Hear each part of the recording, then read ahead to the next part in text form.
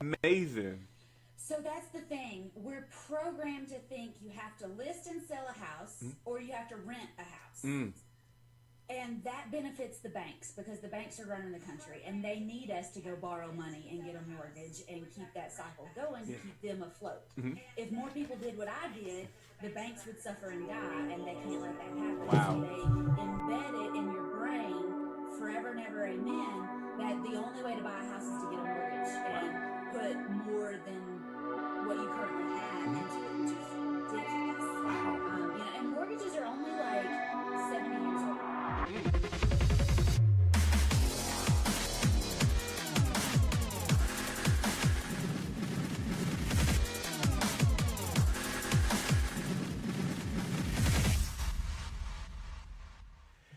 Hey there, welcome to the Ask Faris show. Good God Almighty, guys, it's been a long time coming. I'm so excited about today's guest. Today's guest is Whitney Nicely. Looks just like it is nicely.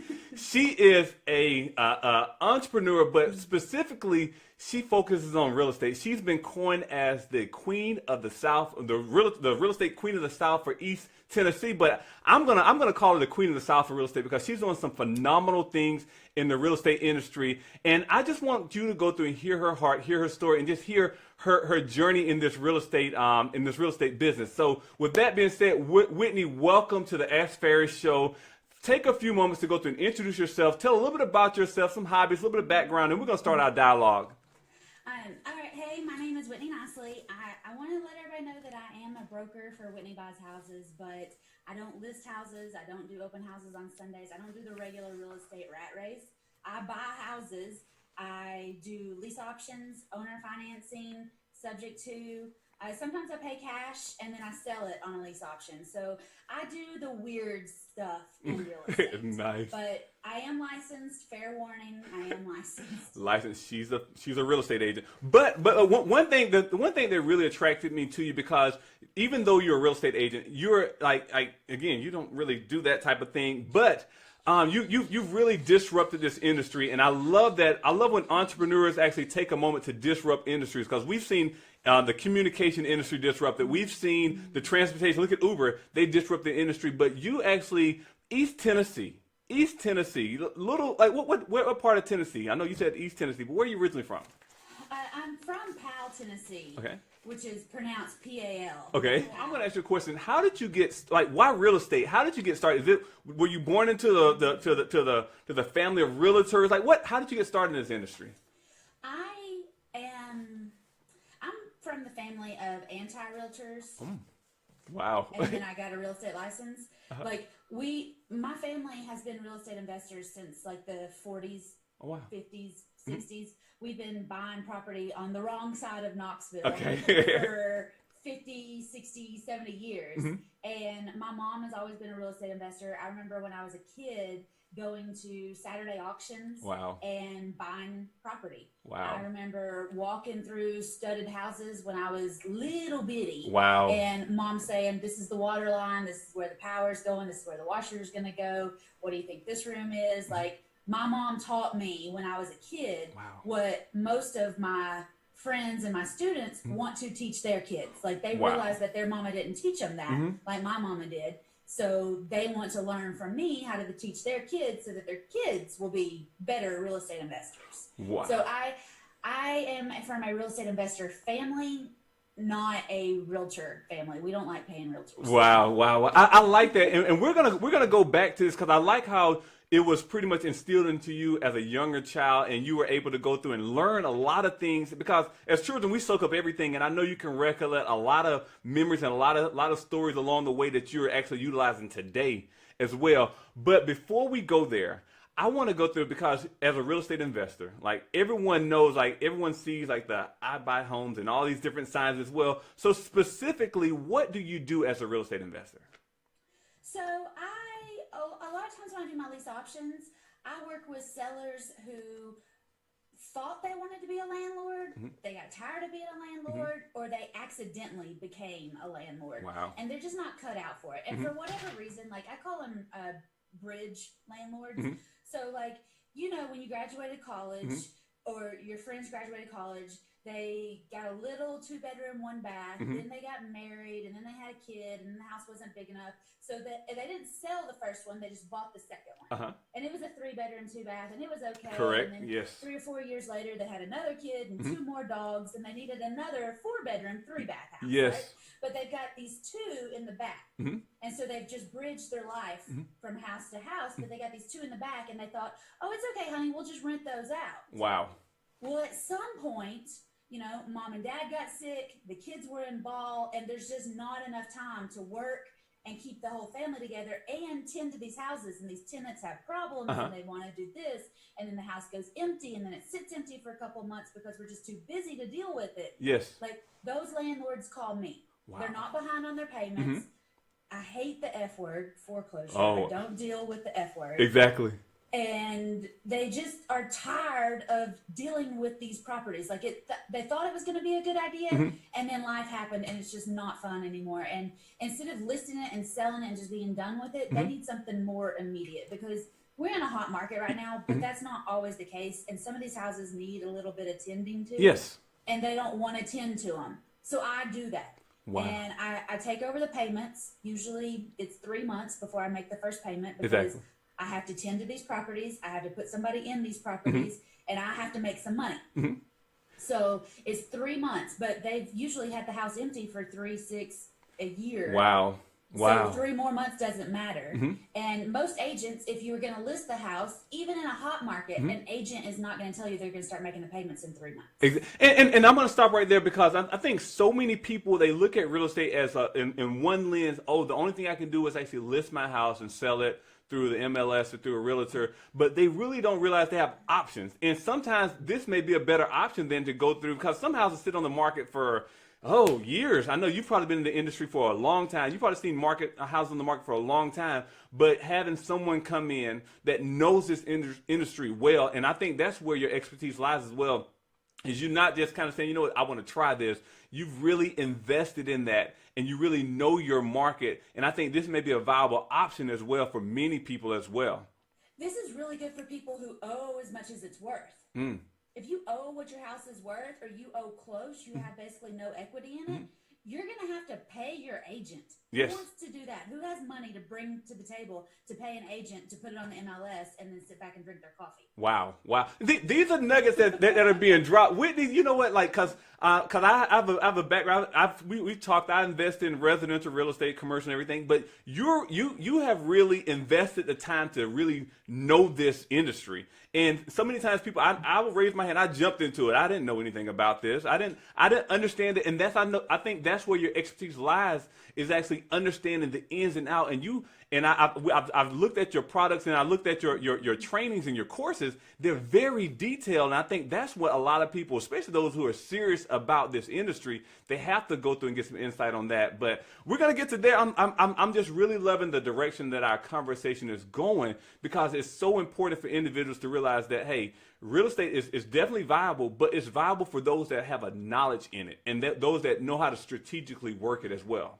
Absolutely. And it doesn't take a lot of money. You know, when you and I were at that conference, I got on stage and told everybody that it was Saturday that I got on stage to do my elevator pitch. And on Friday, while we're at this conference, I bought a house. I bought an $80,000 house for $480. Hold up. So hold up. You bought an $80,000 house for how much again?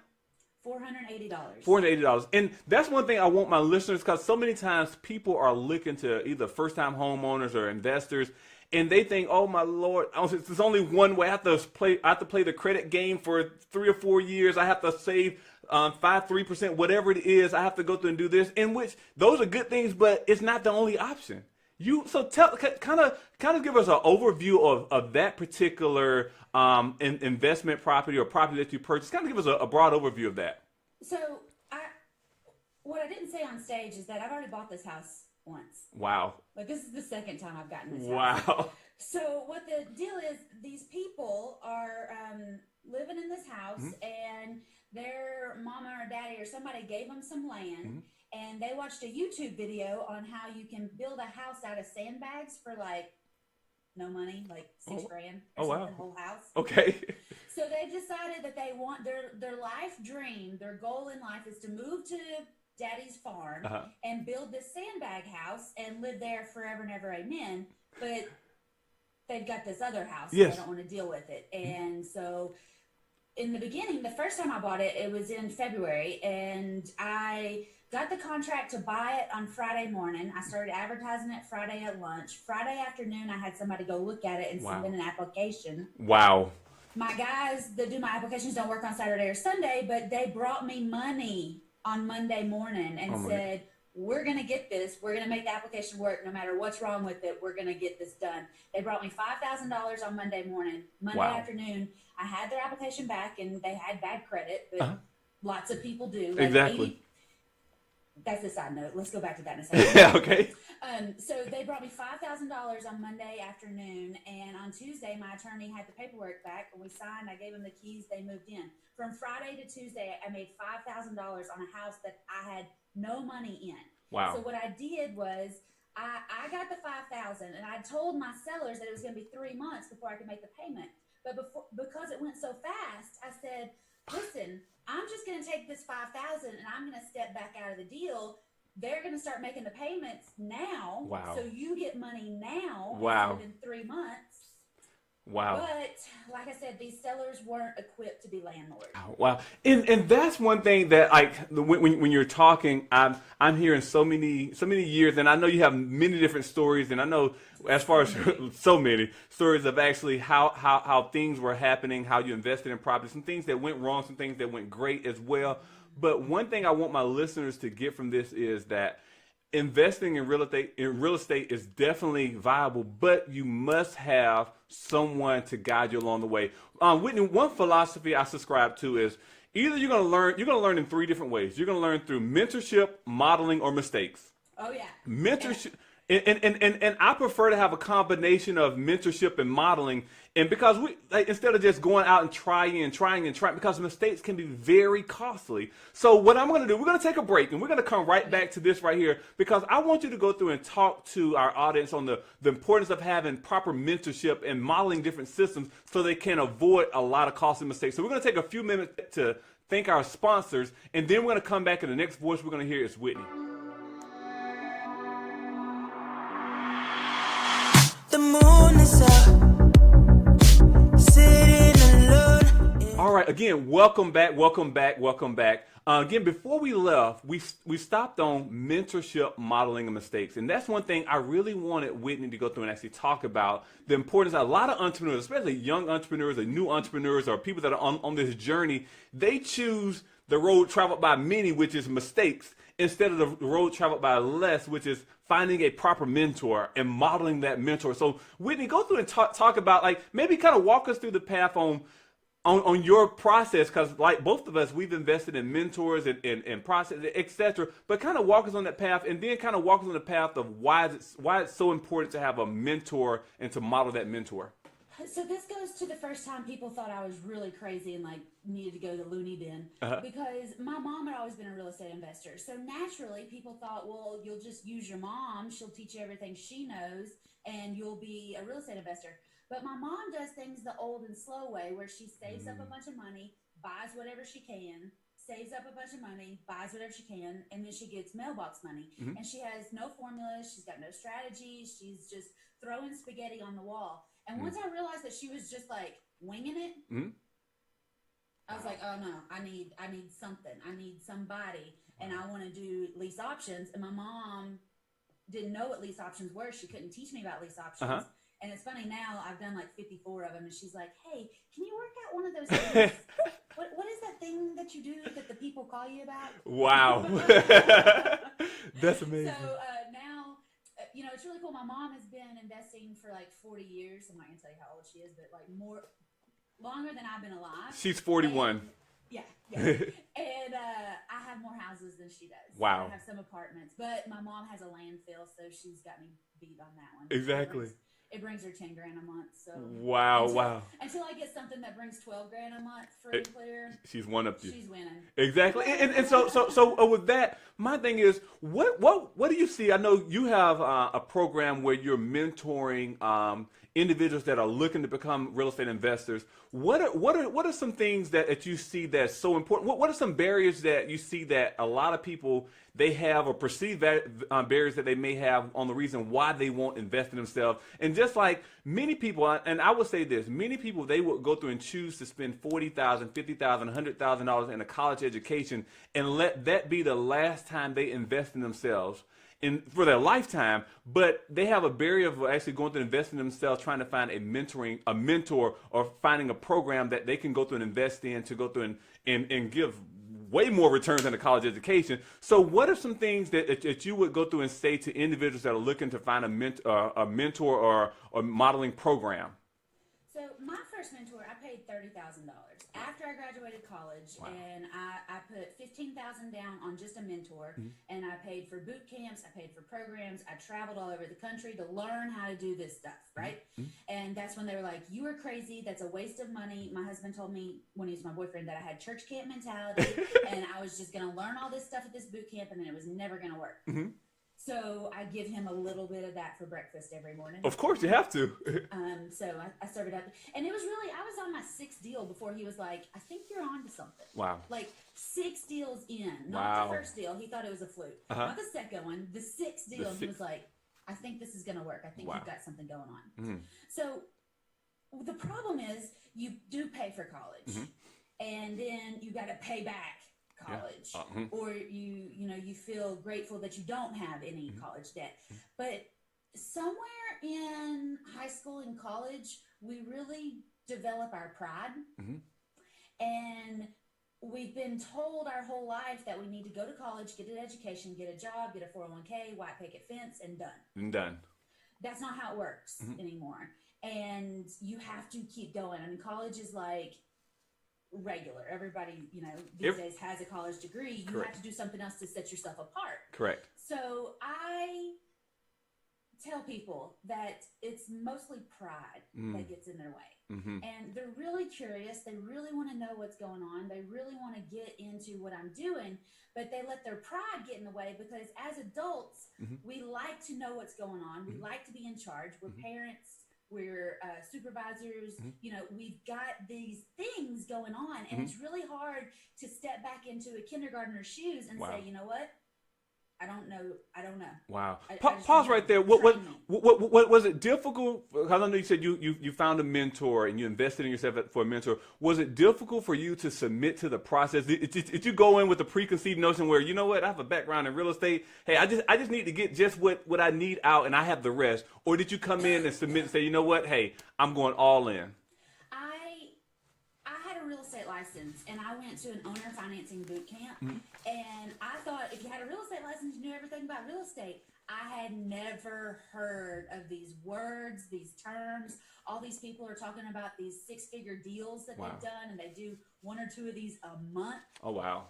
And I'm going, I don't care how silly I look. I don't care how many mistakes I make.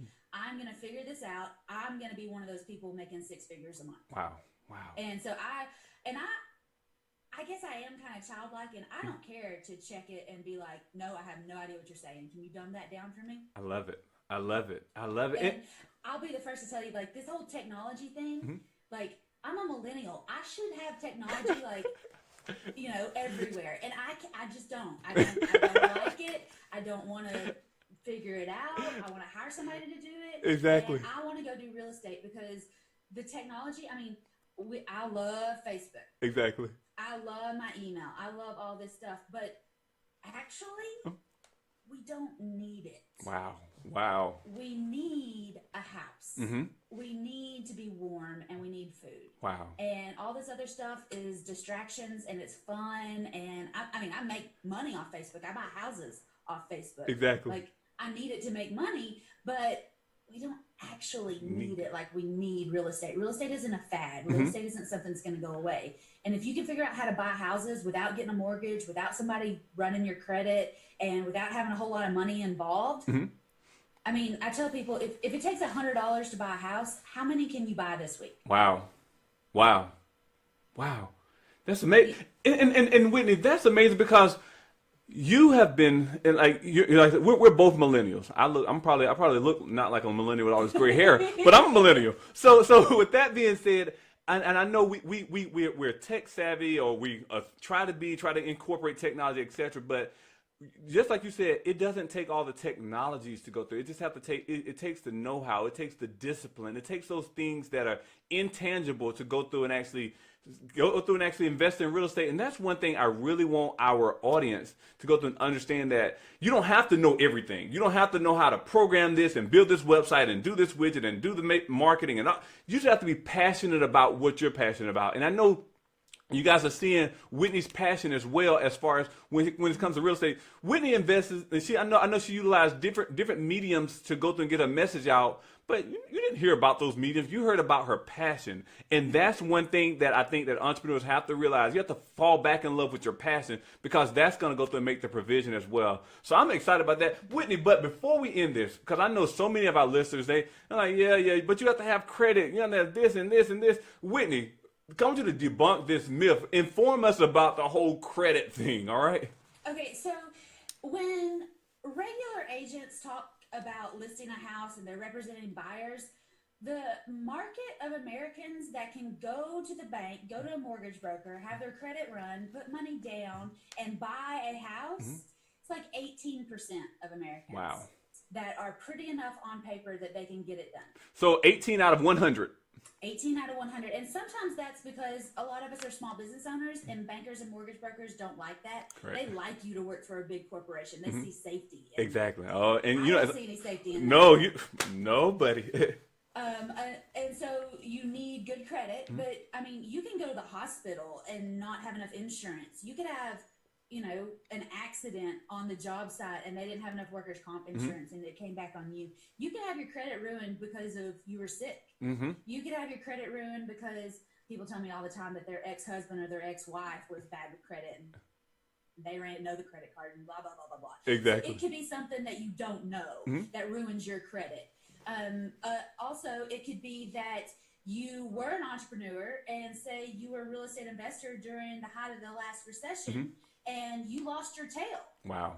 And you had to file bankruptcy. So now you've got 7 years. So a lot of the people that lost their tail in the last recession, they're just coming out of bankruptcy where they could go get a mortgage again. Well, what do you think those people have been doing for 7 years? They've been figuring out how to buy houses without using their credit. Yes. So it doesn't actually take perfect credit to go through and buy houses nowadays. I've done 54 deals. I have, I think, 18 or 19 houses. I need to count them. And I don't have my name on a mortgage for any of those. No bank has run my credit. And I haven't put any money down except, maybe $480. Wow. Which isn't hardly enough to, Exactly. So that means if you're working a typical job, anybody can afford $480. Yep. Wow. Whitney, one thing I say that this is something that I really want our entrepreneurs to go through and realize the importance of investing in real estate. If you plan on doing it for a career or just to go through and know that you can provide a home for your family, I want them to understand that. I think you were chiming in. Well, a lot of times too, like we've talked about my $480 house. Even if I don't do a lease option on that, I can rent that house for $800 a month.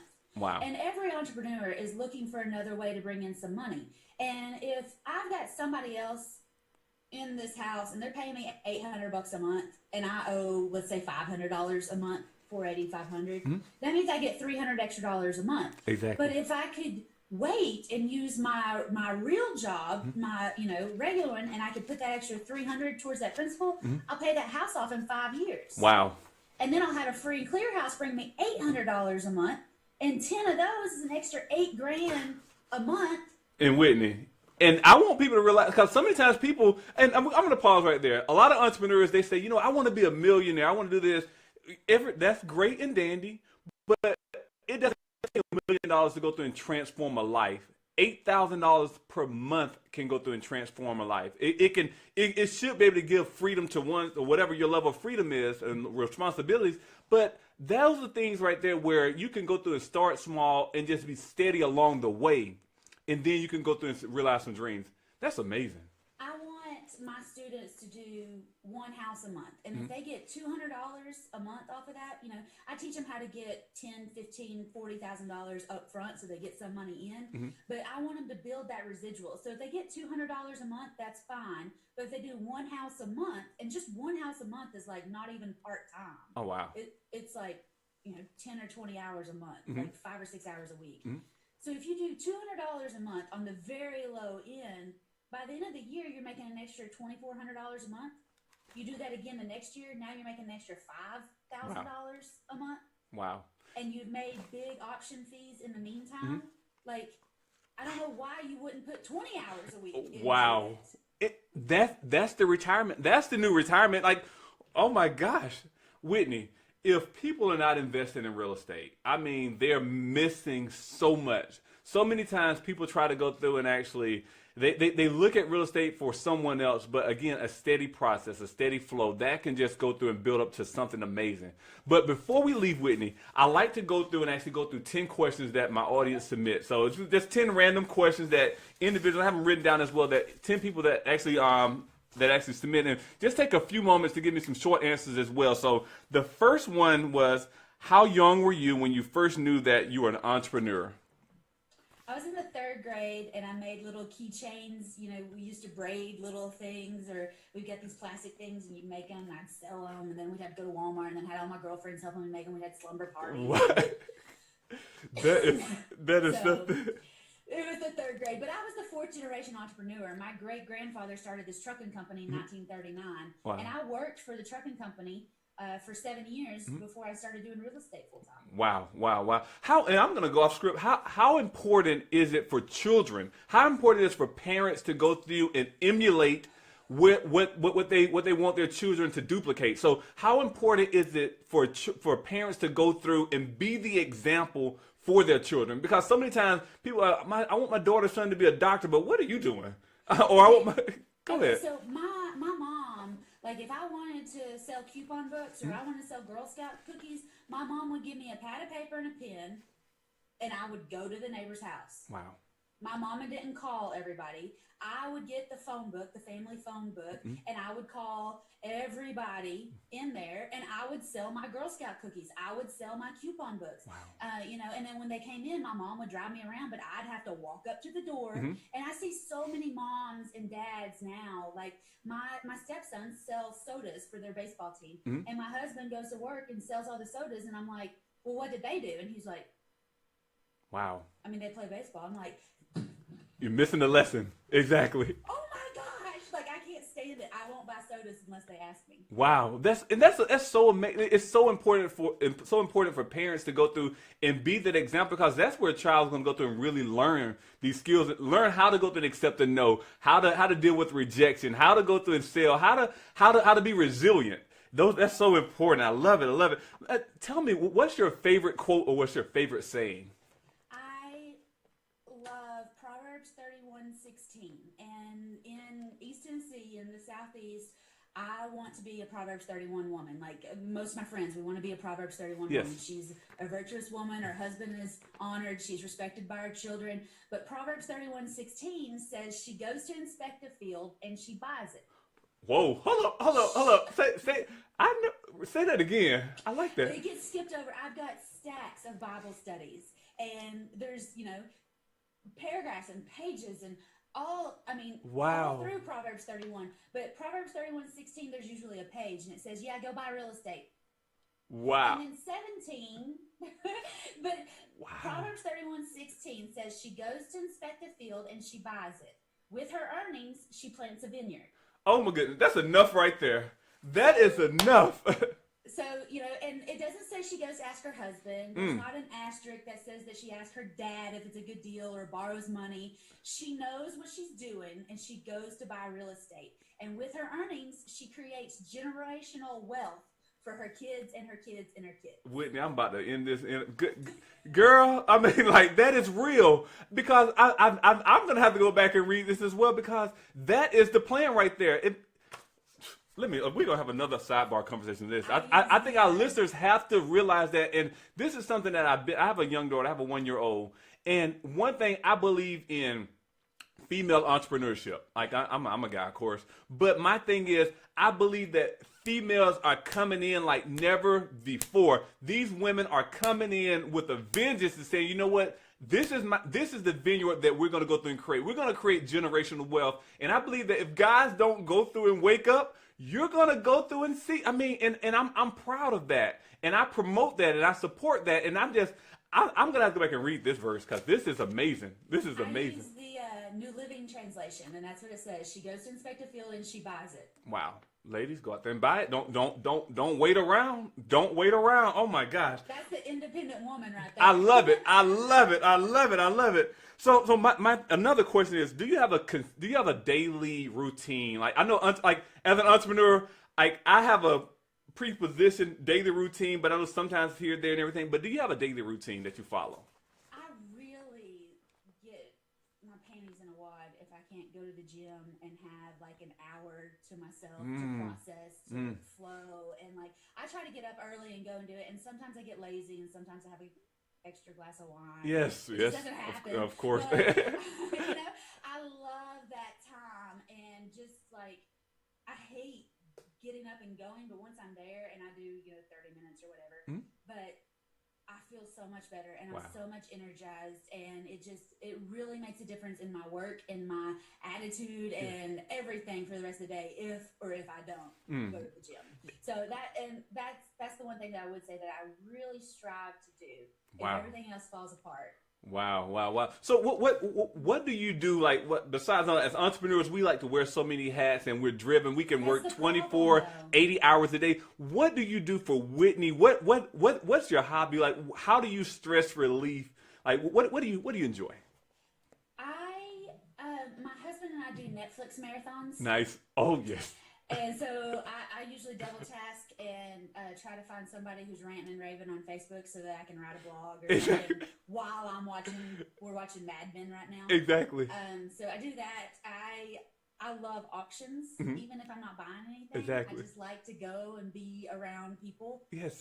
Another thing that I really enjoy is going to these conferences. Like we're all so social online that it's really important to go to whatever is happening. Yes. If you're interested in something, go. And I'm kind of getting bad that I go and figure out who's like doing it. Yes. And then I hire them. Exactly. Just do whatever it is they're doing for me. Exactly. And my coaching or to help my students. Yes. Or whatever. And I can't go to real estate seminars anymore because I end up walking out.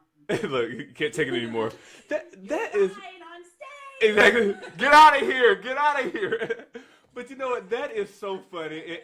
And I believe that I'm going to cut our questions kind of short right here. But I believe that you have really helped a lot of entrepreneurs on today. I believe that I want you to go through, give some type of advice, give a parting piece of advice that you would give to an entrepreneur who's just starting off, regardless if they're investing in real estate, tech, whatever they're investing in. What advice would you give an entrepreneur who's just starting off? You have to keep going. Whether it's a good deal or a bad day, you have to keep going.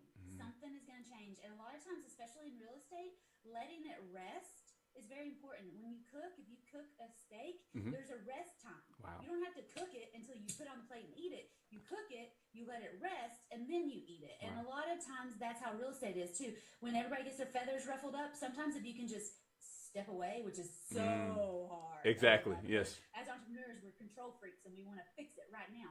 Sometimes by just taking a breather and stepping back, it fixes itself. Wow. But keep going. Keep going. Do not give up on your dream. Please don't give up on your dream.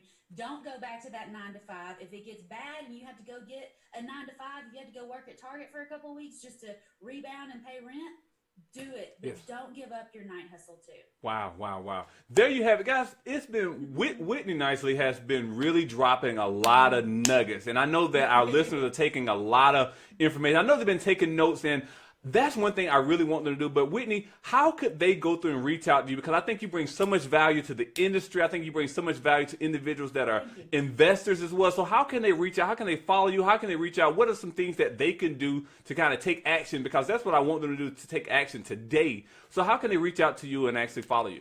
My website is whitneynicely.com. Whitney like Houston, nicely like nicely done. .com. Or you can go, if you're on Facebook, I'm doing a 40-day challenge, 40 live videos in 40 days. Okay. And I'm trying to get my Facebook following up to 4,000 people. Okay. So if you'll go to facebook.com/coach Whitney Nicely, that's my public page. And I'm doing 40 real estate videos. And some of them are going to stay up, but some of them I'm going to do the video and then put it in my course, and you'll never see it again unless you sign up. They gotta get it. Well, I'm gonna definitely include this in the show notes. I'm so excited for you. Thank you so much for actually coming on the show. Thank you so much for dropping so many golden nuggets. Guys, if you haven't reached out to her, again, go to her website, follow her on Facebook, and definitely do take action. Take massive action today. Again, thank you so much, Whitney, and I'll definitely see you guys really soon. Thank you.